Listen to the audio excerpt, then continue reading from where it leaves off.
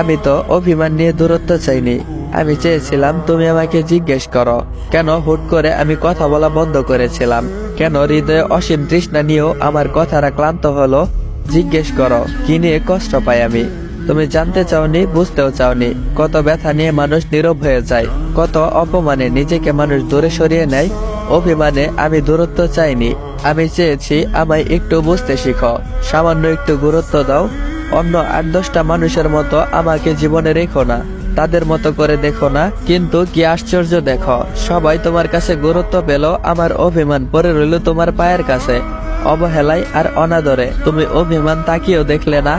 আমি চেয়েছিলাম তুমি আমাকে বলো ঠিক কি করলে মন শান্ত হবে তোমার। তুমি বুঝিয়ে দাও, বলে দাও তোমায় ছাড়া থাকতে ভীষণ কষ্ট হয়, আমি ভালো থাকতে পারি না। কিন্তু তুমি বলনি।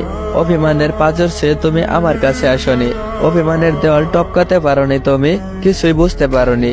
এই পৃথিবীতে গাছের মূল্য থাকলেও আগাছার কোনো দামই নেই। অভিমানে আমি দূরত্ব চাইনি, শুধু চেয়েছিলাম তুমি আমাকে একটু বুঝতে শিখো। ঠিক কি করলে আমি কষ্ট পাই, কি করলে নিজেকে ছোট মনে হয়, আমি তোমাকে বুঝতে চেয়েছি। আমার জীবনের অভিমান কষ্টের চাইতেও অমূল্য কিছু আছে কিনা তোমার কাছে। অভিমানের দূরত্ব আমি কখনোই চাইনি, অথচ দেখো অভিমানেই অনুভূতির ক্ষয় হয়। শেষমেশ আমার অভিমান তোমার কাছে গুরুত্ব না পেলেও আমার কাছে শিক্ষা হয়ে গেল। তুমি দূরত্ব চেয়েছিলে আর আমি শুধু অভিমানের সম্মতি দিয়ে সরে এসেছি।